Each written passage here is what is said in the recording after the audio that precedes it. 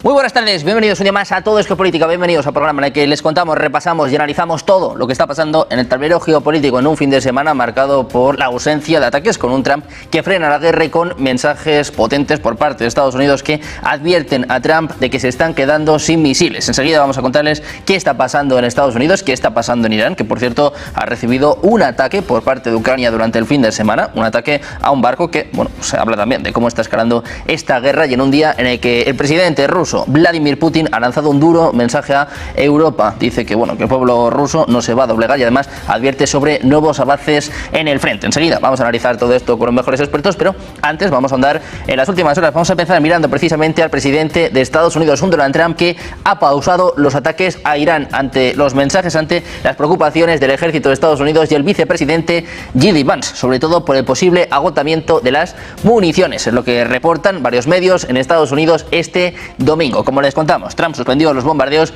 este fin de semana después de escuchar las advertencias del jefe del Estado Mayor Conjunto, el general Dan Kane, que le avisó que reescalar el conflicto con Irán dejaría al ejército sin defensas, como por ejemplo interceptores de misiles. Las alertas, según las CNN, también las compartió el vicepresidente J.D. Vance en la reunión con su gabinete que Trump convocó en la Casa Blanca este viernes, cuando el presidente expresaba que sopesaba un ataque masivo contra Irán. Al mismo tiempo aseguraba que funcionarios estadounidenses están negociando con los iraníes. Precisamente el gobierno de Irán, que ha condenado este lunes el ataque de Ucrania contra un barco iraní en el mar Caspio, advertía de que este tipo de acciones podrían tener consecuencias mucho más amplias para la seguridad internacional. El portavoz del Ministerio de Asuntos Exteriores, Ismael Bagay, calificaba la ofensiva de absolutamente ilegal, injustificada y contraria a la Carta de las Naciones Unidas. Afirmaba además que el comportamiento por parte de Zelensky le recuerda al de los grupos anarquistas previos a la Primera Guerra Mundial. Sostenía que una acción de este tipo podría desencadenar un conflicto de mayor escala, aunque esa valoración corresponde al gobierno iraní. También aseguraba que el incidente no quedará impune y reclamaba que los países que respaldan a Ucrania asuman responsabilidad por lo ocurrido.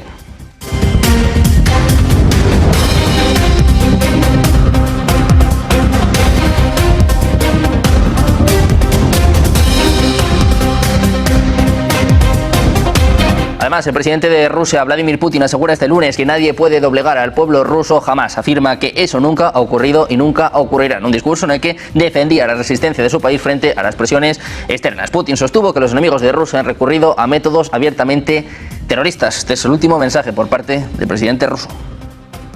2022 года Запад запустил русофобскую машину уже на полный ход.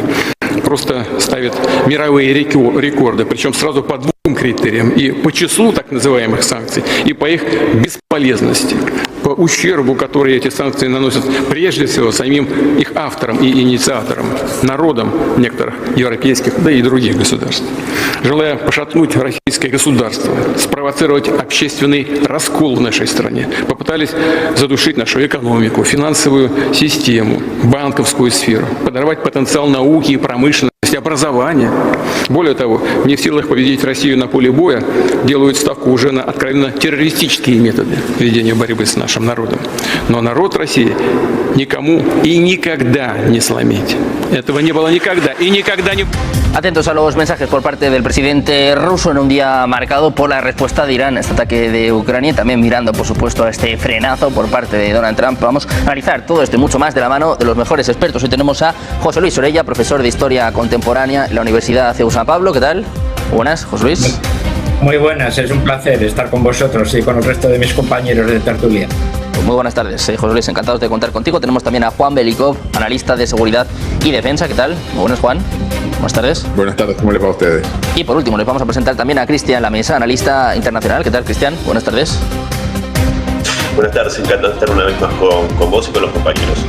Bueno, pues una semana que, como ven, arranca con muchos temas que analizar, con esta escalada que estamos hablando, ¿no? Con Ucrania que ha atacado un barco iraní, con estas palabras del presidente ruso, pero mirando sobre todo al presidente de Estados Unidos, un Trump que frena la guerra y que además muestra la debilidad de su país. Cristian, sobre todo estas informaciones que hablan de cómo Estados Unidos no está preparado para reescalar esta guerra, ¿no? Cómo se está quedando de nuevo sin interceptores. Te quiero preguntar por esto, ¿cómo valoras, cómo analizas esta pausa de Donald Trump?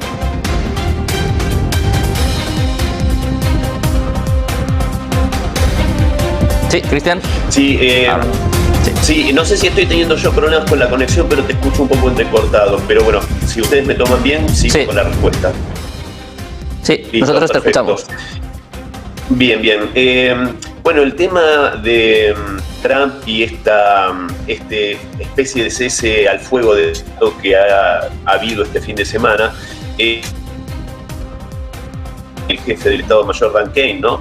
Y que en esta misma pantalla lo hemos analizado en numerosas ocasiones, ¿no? Como este poderío de los Estados Unidos, este poderío militar que siempre se mostraba como justamente una fuerza incontestable, hoy se está viendo claramente cómo el complejo militar industrial no está dando abasto para reponer todo lo que se ha gastado de armamento ya en el apoyo a Ucrania desde 2022 y antes incluso, y en esta confrontación contra Irán, a la cual fue arrastrado justamente el país norteamericano, está muy alarmante.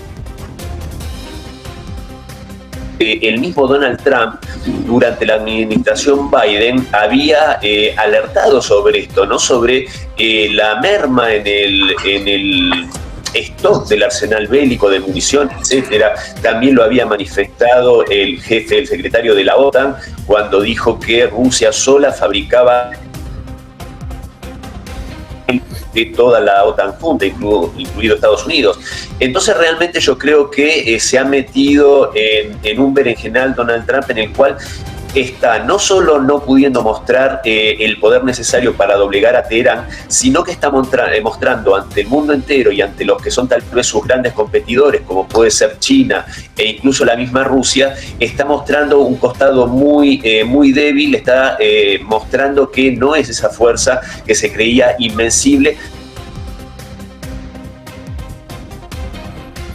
Bélica. Vemos como en el caso de Irán, que es una potencia regional, pero no es una potencia a nivel mundial, realmente le está dando una pelea que no está pudiendo resolver Washington y todo su arsenal bélico. Bueno, pues Estados Unidos, que desde luego vuelve a quedar en entredicho en un momento en el que, bueno, le han dicho al propio Trump, ¿no?, que tiene que frenar la escalada. Al mismo tiempo, el presidente de Estados Unidos amenazaba con ataques a la isla de Harg. La semana pasada se hablaba de un ataque masivo. Juan, te quiero preguntar por esto, porque mientras Trump parece que va por un lado, mientras Trump parece que apuesta por la escalada, hay voces, hay discrepancias en Estados Unidos y sobre todo hay avisos de cómo se está quedando sin munición, ¿no? Algo que nos recuerda al inicio también de la guerra el 28 de febrero. Sí, efectivamente, este tema de las amenazas permanentes, el problema del límite que tiene, primero que genera acostumbramiento, sobre todo porque Trump avanza en esta cuestión y la repite, y ahora la volvió a repetir, el famoso taco que él tanto odia, Trump's always chickens out, es decir, siempre cambia de actitud y a último momento retrocede. Bueno, le han tomado el tiempo y todos saben que esto está planteándose, pero acá hay varios temas que mencionó Cristian recién. Hoy las guerras se plantean en el campo logístico. Quien no pueda sostener una guerra de largo aliento, y Estados Unidos estaba preparado para una guerra simultánea en dos frentes, pero en primer lugar de tecnología simétrica, y esto es una guerra claramente asimétrica donde con baja tecnología y con ataques de enjambre, es decir, ataques multitudinarios, de tecnología de bajo costo, le debe responder con la tecnología disponible que era de altísimo costo. Y esto no estaba preparado para este escenario. Es decir, acá hay un problema, además del logístico, un problema tecnológico.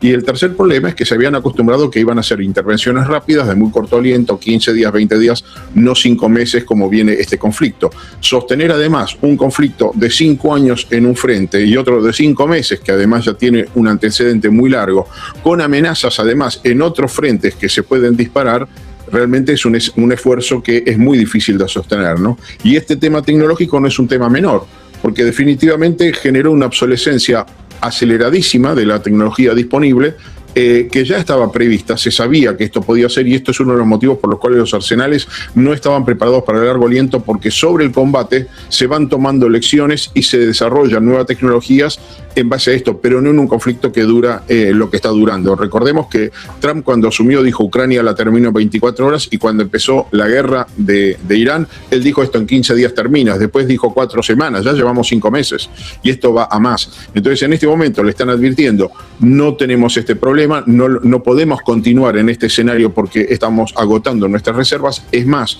la pregunta que hoy muchos técnicos se hacen en esta materia, analistas que fuera de de la sala de emergencia, digamos, en la Casa Blanca o en el Pentágono, se preguntan si es que realmente los misiles iraníes mejoraron la precisión producto de haber perfeccionado su puntería o porque Estados Unidos deliberadamente está dejando que algunos misiles pasen para no desgastar su propia munición, pasen para, digamos, afectar blancos que para ellos son menos complicados, es decir, dejándose la infraestructura crítica asegurada. Porque hoy en día tienen que asegurar esto, y esto ya ha pasado en varias oportunidades. Le han advertido a Ucrania que tiene que reducir el uso de munición porque esto tenía límites. Así que estamos en este escenario que tiene como múltiples dimensiones, múltiples frentes en simultáneo. Y esto no es un tema que hay que descartar, que hay que ignorar. La verdad es que hay otro elemento que juega en todo esto. Trump, esta práctica de taco, hay otro indicador al que siempre se ha prestado, y esto le hemos tomado el tiempo. Cada vez que el petróleo, el valor del petróleo en el mercado internacional se acerca a los $100, él anuncia que Irán está dispuesta a negociar. Curiosamente, Teherán, en 2 oportunidades entre ayer y hoy, rechazó que hayan conversaciones y que ellos estén negociando. Esto es lo que Trump está diciendo, no necesariamente es la realidad, pero a los mercados les impacta y logró contener de alguna manera el petróleo. Claro que detrás de todo esto además hay especulaciones respecto de si no hay un negocio espurio en los que algunos amigos del poder en Estados Unidos se están beneficiando con este tema. O sea, por eso digo, acá hay tantas dimensiones jugando simultáneamente en esto que el tema es difícil. Esto además se combina con otro escenario que es muy complicado. Así como en España hoy tienen temor de que los 2 grandes incendios que rodean Madrid se unan, en este momento Zelensky generó una situación que acaban de mencionar, atacando en el mar Caspio un barco de intereses iraníes, que genera que estos 2 conflictos tiendan a unificarse. Probablemente Zelensky se da cuenta que hay un agotamiento de donantes, esté buscando generar un escenario nuevo. Pero la paradoja de todo esto es que esto pone en una dimensión nueva un actor que hasta ahora se veía como, o una región que se veía como poco relevante, que es Asia Central, que empieza a ganar un espacio geopolítico crítico, y acá pone en el escenario los intereses chinos por un lado, de manera muy directa, porque son los beneficiarios, Rusia por otro, y de Turquía, que está intentando generar una alianza pantúrquica en la región, proyectando su capacidad, digamos, de poder regional sobre toda Asia Central. Y obviamente al sur Irán. Entonces, esto empiezan a mezclarse ya tantos intereses, tantos conflictos, que hacen que la solución se torne cada vez más compleja, más difícil, porque hay más intereses en juego y más actores para que la solución beneficie su parte. Irán claramente no está dispuesta a concederle a Estados Unidos una salida de este conflicto que sea victoriosa para Estados Unidos y donde ellos pierdan intereses. Y esto hace que la negociación sea prácticamente imposible.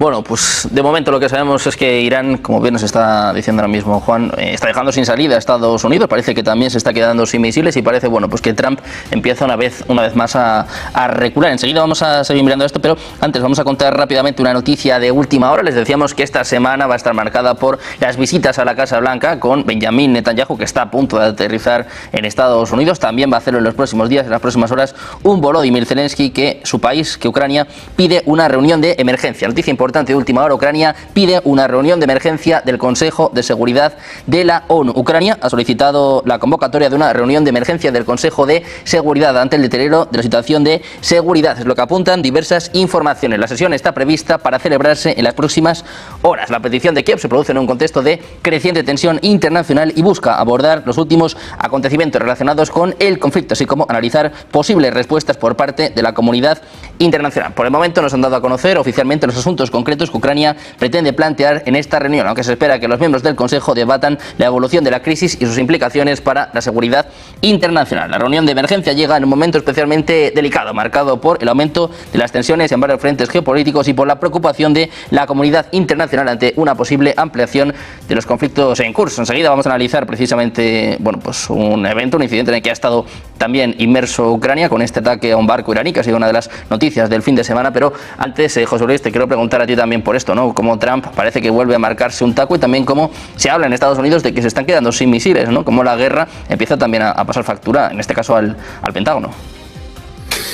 Claramente, un poco como decían mis compañeros anteriormente, Estados Unidos está abierto a negociaciones siempre y cuando sea una negociación asimétrica, ¿no? Que pueda salir como una potencia vencedora, que el conflicto ha sido generado y ha justificado su intervención. Ellos han ganado mostrando ante el público que Irán, pues en realidad ha sido vencida en sus pretensiones internacionales, y utilizar ya, podemos decir, un poco el foco de este conflicto, bueno, como un argumento electoral para intentar rebatir un poco las encuestas que no son muy halagüeñas para el triunfo republicano en otoño, ¿no? Así que estamos un poco en esa situación. Claro, ellos están acostumbrados a intervenciones breves, como se ha dicho, que decapiten al contrario y que produzcan y favorezcan, pues claramente, un poco ese proceso de rendición. Aquí, como vemos, finalmente el régimen iraní ha sido mucho más sólido de lo que se pretendía, ha conseguido ir renovando sus élites con personas más o menos del mismo perfil técnico, pero incluso mucho más duros por la situación de contexto a esa situación, y no plegándose a una negociación como no sea en una situación de igualdad, lo cual, como bien se dice, no acepta a Estados Unidos porque no le valdría políticamente, ¿no? El tipo de armamento ante la imposibilidad, ¿no?, de una invasión terrestre por el número de bajas, y porque además gran parte de la tropa, de los reclutas profesionales, proceden del país Maga, o sea que solo le faltaría a Estados Unidos que gran parte de los soldados que muriesen en combate encima fueran de familias que tradicionalmente votan al Partido Republicano. Hay que tener en cuenta, parece gracioso, pero los generales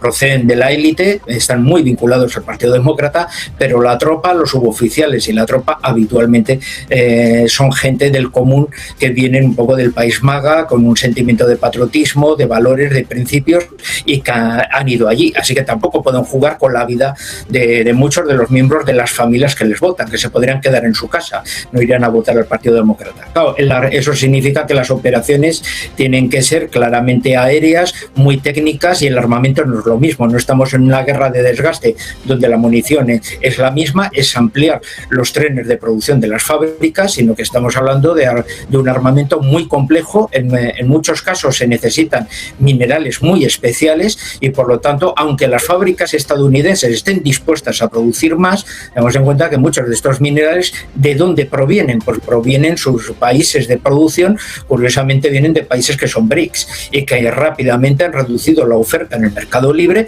y ahora resulta que Estados Unidos carece de muchos materiales para producir ese armamento tan sofisticado, se está quedando sin reservas, y como hemos visto, la guerra de Ucrania también ya es una de las primeras que ha visualizado esa carencia de ese armamento tan sofisticado que de una manera, podemos decir, a créditos largos, pues le estaban otorgando. La guerra del Extremo Oriente lo que está produciendo es un agotamiento de todas esas reservas, y claramente, bueno, pues están ahora racionalizando una munición no normal, sino muy sofisticada, que claramente, bueno, pues la tienen que racionar, pues como en todos los frentes de guerra de desgaste, ¿no? Sobre ya la situación última, sobre el ataque al buque iraní en el Mar Caspio, tiene varias lecturas, ¿no? Una es un poco la lectura histórica. Hay muchos conflictos en los cuales se ha intentado salvar la situación del vencedor integrando el conflicto en otro mayor, ¿no? Lo tenemos incluso en España con Negrín, cuando intentaba, bueno, pues bombardear barcos italianos o alemanes para provocar que el conflicto mundial que se avecinaba, bueno, rápidamente quedase relacionado con la Guerra Civil Española, y salvar, por lo tanto, su gobierno un poco de esa manera, ¿no? Es un ejemplo como el que hay otros, ¿no? Ante una derrota inminente, bueno, lanzarse hacia adelante a un intento de internacionalizar el conflicto para intentar provocar un nuevo cambio de dimensión, aliados, por lo tanto ya incluso llegar a una tabla de salvación, que es casi la última un poco que puede tener en ese ámbito. Pero también hay que tener en cuenta que, como bien se ha dicho, ¿no?, la zona de influencia que está teniendo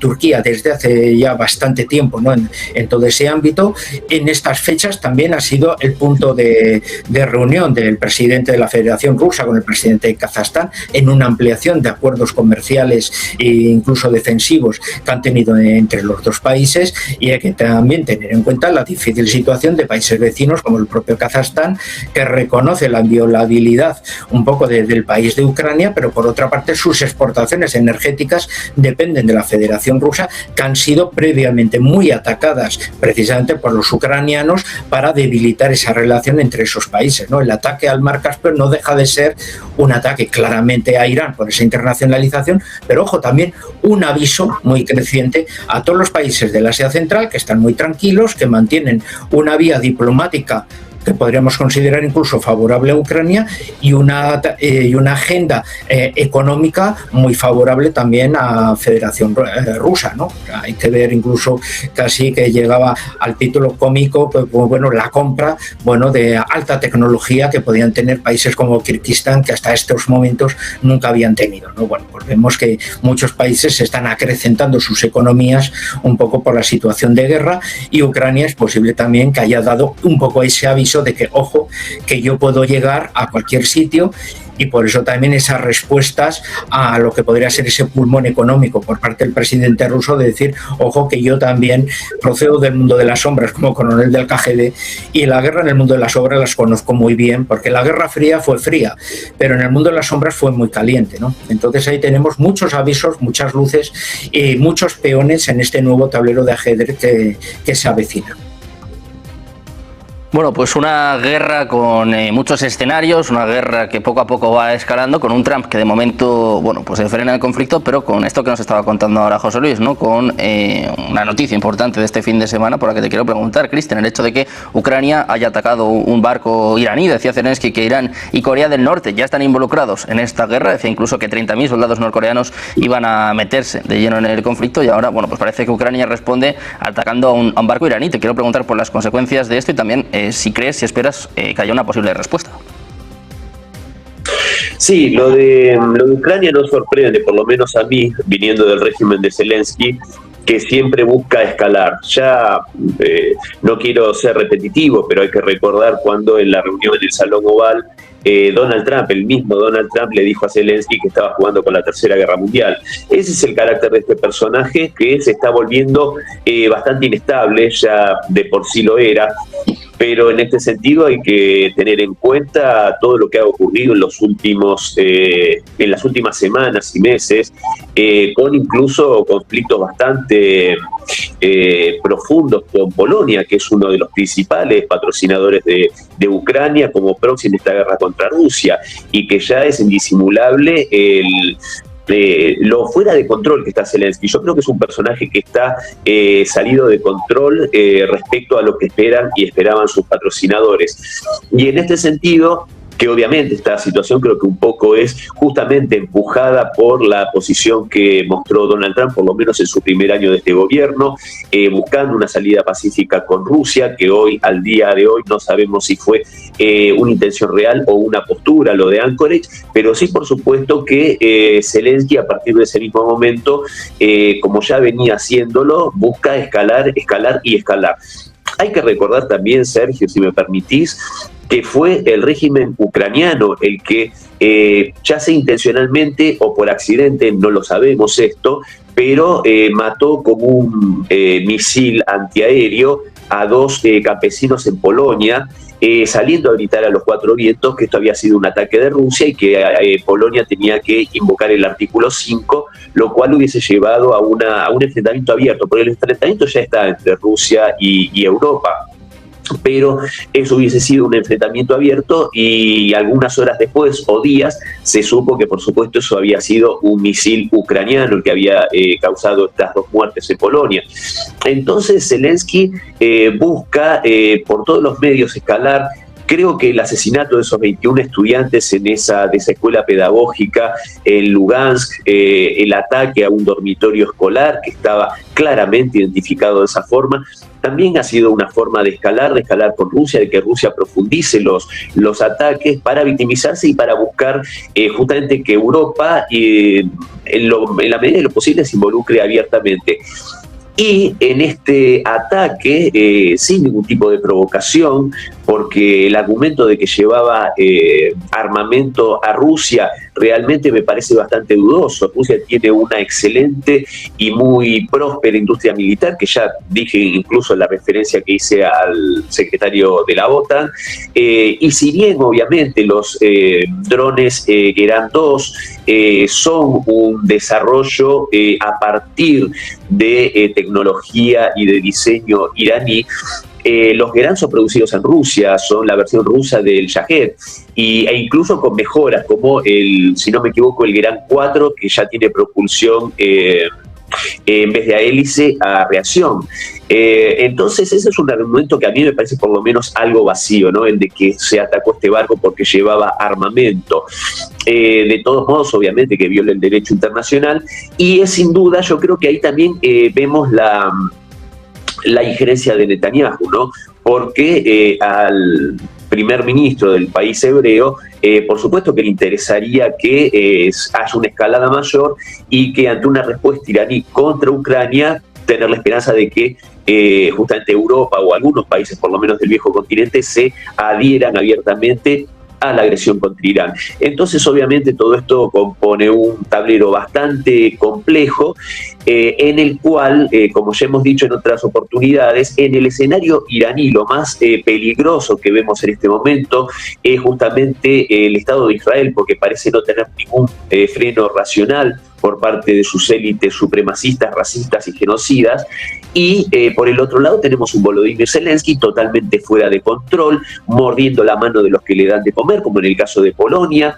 Hay que recordar que incluso se dio el lujo de amenazar al ex primer ministro húngaro Viktor Orbán.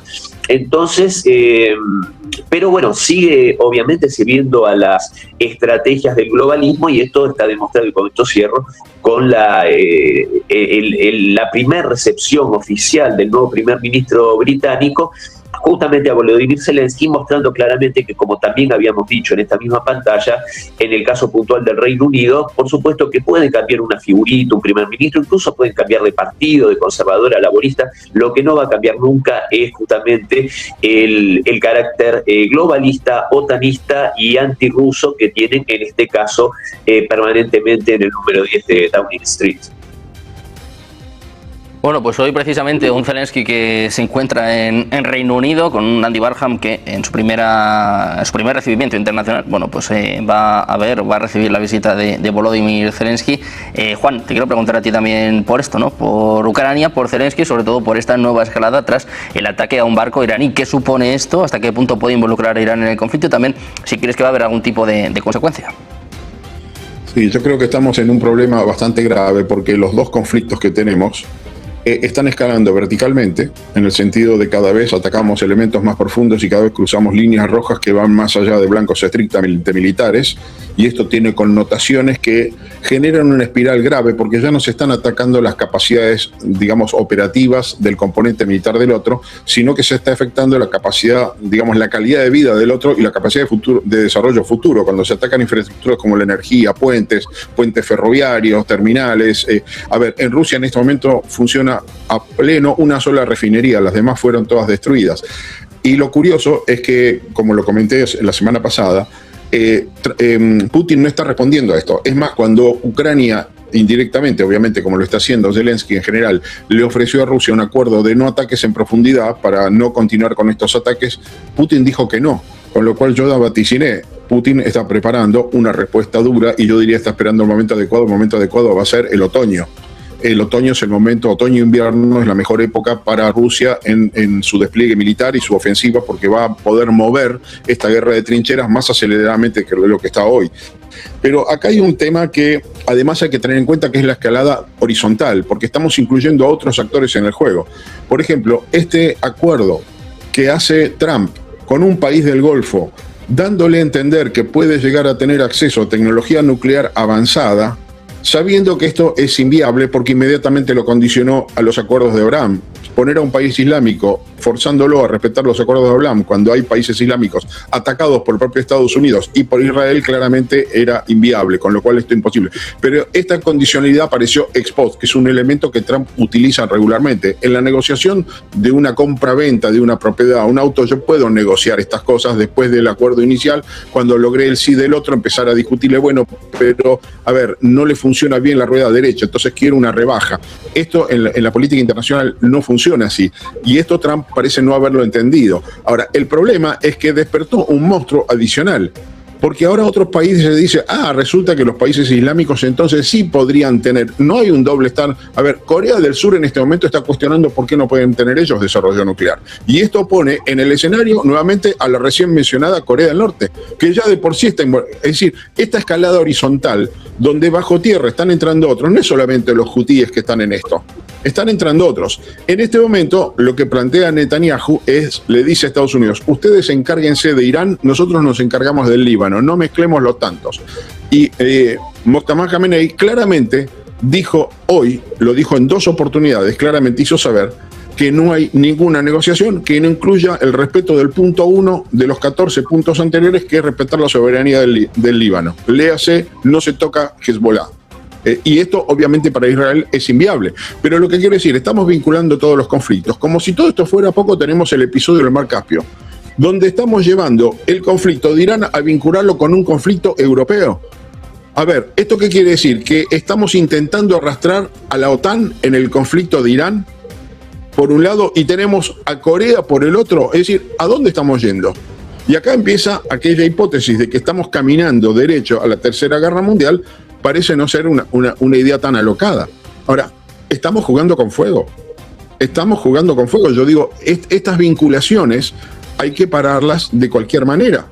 Y esto, alguien que gestiona, a ver, cuando uno hace gestión de crisis, en la disciplina que estudia la gestión de crisis le dice, lo primero que hay que hacer es desagregar los conflictos y entender cuál es el conflicto central y resolver ahí.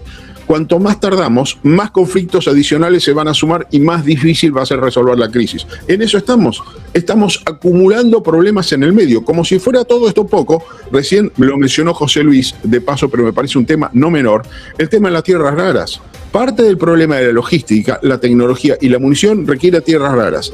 ¿Quién tiene tierras raras? El monopolio lo tiene en este momento China. ¿Cuáles son las alternativas? Asia Central es otra región que la tiene, con lo cual están arrastrando esto. Y los países de África, que son en este momento particularmente el cordón central de África, que es un polvorín. Están en este momento en plenas guerras civiles. Entonces estamos metiendo a todo el mundo en esta bolsa. Un polvorín en África Central, donde Francia se retiró, los mercenarios rusos de Wagner están operando. Tenemos una serie de golpes de Estado acumulados. Es decir, ¿a dónde estamos yendo con todo esto? ¿A dónde estamos yendo? Djibouti acaban de anunciar que van a construir una base nuclear los chinos de $300 millones, que es la única base que tiene fuera de su territorio, pero está creciendo en su presencia. Y Turquía pretende hacer lo mismo. Entonces, lo que quiero decir, estamos metiendo en una bolsa, en esta expansión horizontal de 2 conflictos que hasta ahora eran aislados. Al mezclarse, estamos arrastrando a muchos otros actores y esto realmente sí es muy peligroso. Y lo peor de todo es que los que dispararon este conflicto van a tomar la actitud de quedarse del lado. Acá Israel parece que en este momento no tiene nada que decir. Está calladísimo. Estados Unidos está pretendiendo sacar los pies del plato. China dice que, además tiene un juego bastante curioso, porque por un lado dice que no tiene nada que ver, que ellos son el mono astuto que mira mientras 2 tigres se pelean en la llanura, pero la realidad es que al mismo tiempo está administrando las cuestiones porque, primero, necesita el petróleo del Golfo, segundo, porque tiene una asociación con Rusia que le provee materia prima, entre ellos energía, pero la energía está escaseando. Entonces, acá, lo que quiero decir, los coletazos colaterales de todo esto son brutales. En este momento, Bab el-Mandeb cortado, el estrecho de Hormuz cortado, la única línea que queda de provisión de petróleo son los oleoductos rusos, pero Ucrania los está destruyendo. China, el sudeste asiático, se está quedándose en energía. Hay países del sudeste asiático donde en este momento la gente trabaja 1 o 2 o 3 veces por semana porque no tienen combustible. Ahora, si a esto le agregamos todavía más problema y encarecemos más el problema, nos va a pegar a nosotros. Inevitablemente, porque los costos van a subir. Esta gente necesita la energía, la va a seguir comprando a precios cada vez más altos y esto nos va a pegar a nosotros porque estamos hablando de los commodities y los commodities están justamente en la zona que está siendo arrastrada este conflicto en este momento. Bueno, pues un momento de escalada, un momento en el que, como hemos analizado en muchas ocasiones, ¿no? Parece que todos los conflictos están entrelazados, están conectados, y este fin de semana, bueno, pues hemos vivido un capítulo más. José Luis, te quiero preguntar tanto por esto como por lo que se está hablando ahora en Ucrania, donde supuestamente Zelensky le quiere presentar a Trump un alto el fuego aéreo, y con la respuesta por parte del Kremlin, que hoy ha dicho ya, bueno, pues que para nada va a aceptar esta cuestión, ¿no? Parece que Rusia cada vez está más desengañada, ¿no? Tiene menos ganas de negociar con Estados Unidos. Hombre, claramente porque está obteniendo los resultados a corto plazo de manera militar, ¿no? O sea, en la época de verano está consiguiendo sus avances. Es una guerra de desgaste, como bien se ha dicho, y una guerra de desgaste con una economía de guerra, como bien ha gestionado todos los recursos. Bueno, pues está consiguiendo que los ucranianos, pues claramente tengan deficiencia de todo, ¿no? Tienen deficiencia de recursos humanos. Lo último ya era que estaban ofreciendo a las mujeres que estaban en las cárceles que pudieran ir al frente. O sea que, como vemos, está lo que se suele decir rascar el barril por todos los lados, ¿no? Tirando de adolescentes y de todos los sectores sociales que puedan ir de una manera voluntaria, con la presión sobre el tema de reclutamientos, en un proceso además de gran corrupción en el que el que tiene dinero se libra, con lo cual eso afecta a la moral de la gente de una manera terrible, ¿no? El tema de armamento, como se ha dicho, con toda la logística, y que por tanto, bueno, pues Ucrania no puede sostener un poco ese proceso, y más cuando se está viendo una acumulación de recursos por parte rusa, que ya ha obtenido ese dominio aéreo, y que cuando combina drones, artillería y espacio aéreo, porque la climatología en esta estación está bien, bueno, pues el avance de su infantería pues va por todos los lados. Y como han hecho algunas veces declaraciones sus propios oficiales, procuran no arriesgar sus bajas humanas, y cuando ven que hay resistencia en un edificio, sueltan una faz, revientan el edificio con todos dentro y se acabó el problema, ¿no? O sea que están en un proceso, por tanto, que de manera paulatina van consiguiendo sus avances, y claro, eso significa que luego ya, pues en el otoño, hasta que en octubre, noviembre empiecen ya, se puede decir, las nevadas, pues podemos tener ahí todavía unas ofensivas importantes en las cuales igual la parte del Donbass ha cambiado de mano, y estamos viendo el bloqueo a Odessa, y claramente ya lo que no está siendo exclusivamente una barrera de protección fronteriza en la zona de Kharkov, ¿no? Sino que se está ya casi restituyendo aquello que fue el territorio que ocuparon los rusos, el territorio de Kharkov, y que está ya ahora siendo el más alejado de Kiev, cayendo ya casi como fruta madura en las vanguardias del Grupo Norte, ¿no? Entonces vemos que los rusos claramente no están presionados para negociar. Tienen munición, tienen logística, van gerenciando sus recursos humanos claramente, sean de extranjeros, sean los recursos nacionales mayoritarios, y por tanto van a su ritmo consiguiendo sus resultados en una guerra de desgaste que les favorece claramente, ¿no? Y ellos mismos casi lo han resumido de manera histórica. La guerra del norte, que fue de 1700 a 1721, fueron 21 años y les dio la puerta del Báltico y la superioridad a costa de Suecia. Estamos a 4 años, ¿no? Todavía les quedan 16, podemos decir, para compararse con un conflicto de ese ámbito, ¿no? O sea, están preparando a su sociedad para un conflicto largo en el cual pueden aguantar, ¿no? Un poco en ese aspecto. Luego, por otro lado, como bien decía Juan, ahí hay muchos conflictos. Yo me acordaba, por ejemplo, el otro día cuando los estadounidenses bombardearon uno de los puertos iraníes que ya está en la zona del Índico, por tanto fuera del estrecho de Hormuz. ¿Qué interés tiene ese puerto? Bueno, pues que está en zonas de aguas profundas, y es a través del cual, bueno, pues los indios están muy interesados en la ruta, pues sur-norte, ¿no? Con el Asia Central y con Rusia, ¿no? Así que, como vemos, bueno, todo tipo de países se ven afectados, y si Irán tiene sus convenios con Pakistán a favor de China, pues también lo tiene con la India, como vemos, pues para poder a través del Asia Central llegar a Rusia, porque la India siempre ha sido un socio muy amigo, con estrechas relaciones económicas y principalmente militares también con Rusia, ¿no? Así que, como vemos, las conexiones con todo el mundo al final está teniendo muchísimas conexiones, se ven afectados de una manera u otra, y les obliga a tomar, bueno, pues en claramente sus posicionamientos, un poco todo ello, ¿no? O sea que eso que se pueden decir, bueno, son conflictos locales que no pueden llegar a un conflicto mundial. Pues nunca hemos visto una situación así. Aquí esto no estamos viendo un Sarajevo, es que estamos viendo más de 150 Sarajevos a la vez y que por lo tanto pueden estallar en cualquier momento y pueden tomar tonalidad entrando. Y hay que tener en cuenta en que ¿qué se consigue con que la India se vea afectada? En definitiva, estamos ante un objetivo estratégico. El gran miedo que puede tener Estados Unidos en el futuro es que los BRIC, bajo el liderazgo chino, se conviertan en un bloque que no es solo un bloque económico, es un bloque económico, es político y podría llegar incluso a ser militar, ¿no? Si la India entra en una línea muy particular de confrontación, como vemos, porque todos los socios un poco de los BRIC, bueno, pues no es que no pueden estar bien avenidos, van intentando avenirse como pueden porque tienen muchos problemas un poco entre ellos, pues muchos de los intentos es que pueda quebrarse esa alianza que claramente afectaría a un Irán, que habría que ver si la República Islámica de Irán podía haber resistido tanto si no hubieran existido los BRIC, ¿no? O Rusia podría haberse beneficiado un poco de esa economía si no hubieran existido los BRIC, ¿no? O China podría haber tenido ese pulmón de mercado y de recursos si no hubieran existido los BRIC, que como vemos no solo es el bloque euroasiático, sino que cada vez va entrando más en África y también mostró su interés en Hispanoamérica. O sea que vemos ahí claramente un poco cómo se va perfilando un poco ese orden mundial y podemos decir esas fallas tectónicas que chocan en el futuro y que ya las estamos previniendo un poco, viendo un poco cómo chocan unas con otras.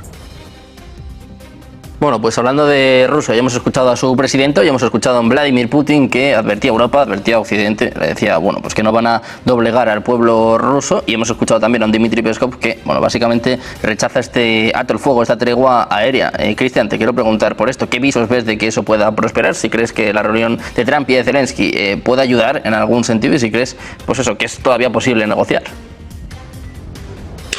Yo veo difícil el tema de negociar porque justamente Rusia está en una posición que si bien toda guerra es complicada y máxime si se está enfrentando de facto a la práctica totalidad de la OTAN, a pesar de eso, en lo que es la guerra de desgaste que se está realizando, evidentemente está obteniendo los resultados deseados, con las particularidades que tiene esta guerra. Es usar a Ucrania como un ariete contra Rusia, tiene un montón de componentes que hacen justamente que esta guerra tenga otras características, como hacer los máximos esfuerzos para no provocar víctimas civiles, teniendo en cuenta que los pueblos de Ucrania y de Rusia son pueblos hermanos. Entonces, eso es lo que justamente explica que cuando hay un ataque fuertísimo por parte de Rusia con cientos de misiles y de drones, nos encontramos con una víctima mortal o con dos. Eso obviamente desnuda que tiene características particulares, pero está teniendo, a mi modo de ver, buenos resultados. Entonces, por supuesto que no va a admitir ningún tipo de cese al fuego mientras esto no sea realmente, como lo ha marcado el presidente Putin en muchas oportunidades, el lograr un acuerdo de paz duradero que solucione la raíz del conflicto, justamente para que esto no se vuelva a repetir, incluso sumándole garantías de seguridad para todo el continente, ¿no? Algo que ofreció Rusia, hay que recordar, allá por diciembre de 2021, un acuerdo de seguridad vinculante entre Europa, entre la OTAN, entre Rusia, y fue justamente la administración de Biden la que despreció este esfuerzo.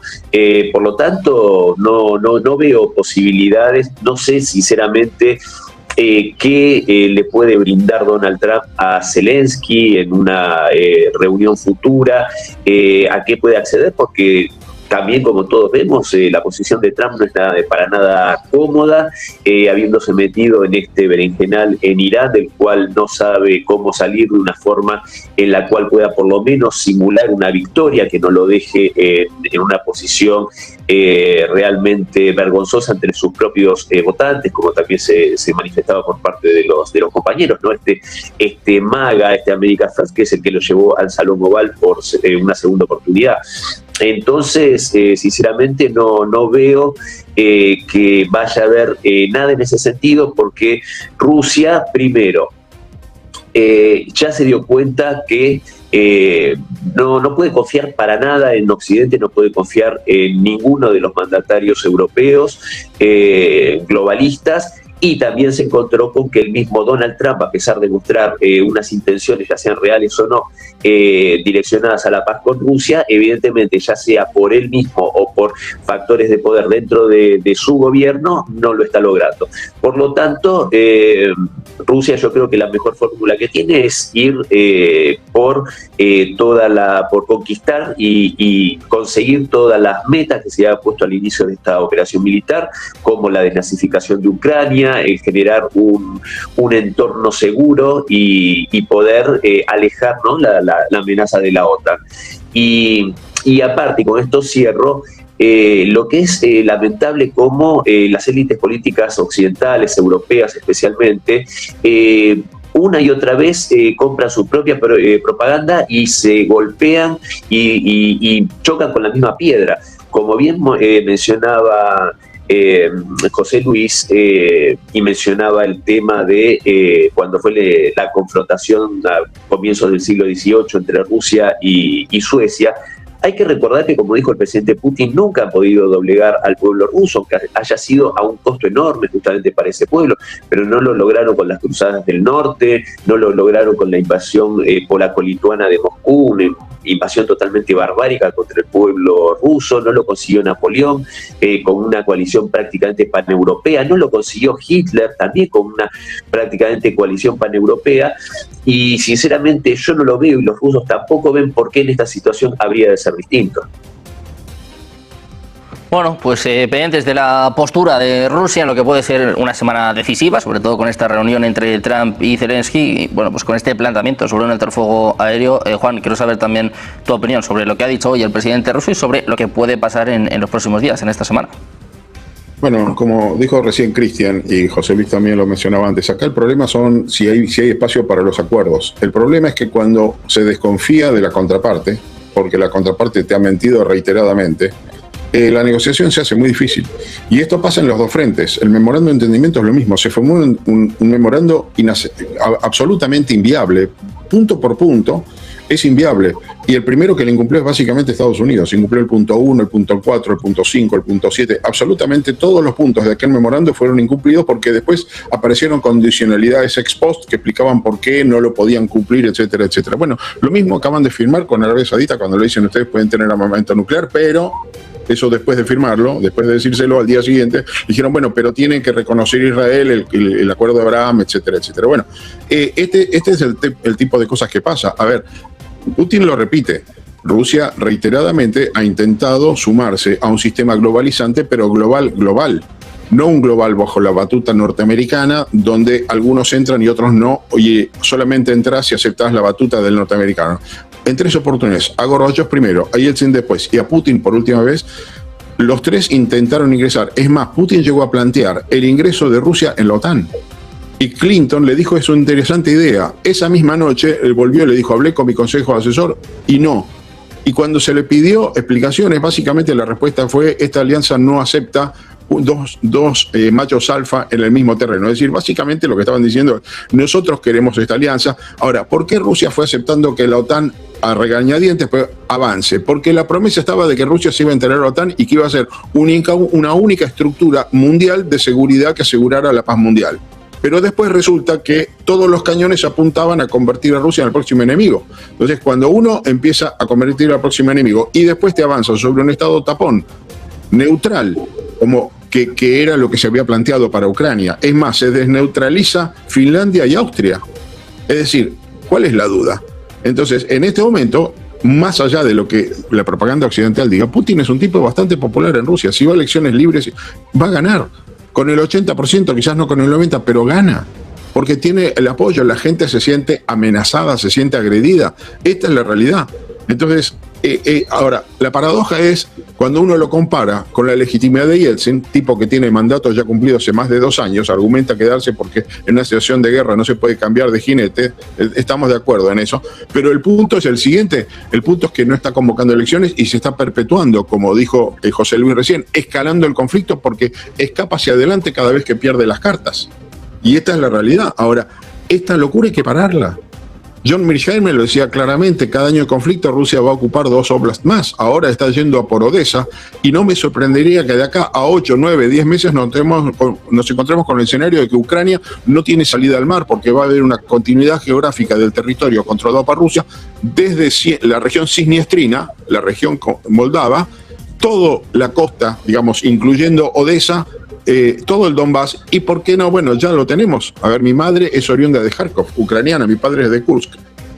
Pero en Kharkov, definitivamente, donde las aguas son más o menos divididas, la población prorrusa y pro-ucraniana es un 60-40 en favor de los rusos, pero es más estable que en los demás, va a terminar siendo rusa, porque están avanzando y la gente ya está cansada y un agotamiento no solamente del donante, que es lo que está pasando, sino también de la población local, y el que más cansado está es ucraniano, como dijo José Luis, hasta las mujeres de la cárcel les pretende mandarlas al frente en este momento. No tienen recursos humanos y los recursos materiales se lo están pidiendo a Occidente. ¿Un esfuerzo a costa de qué?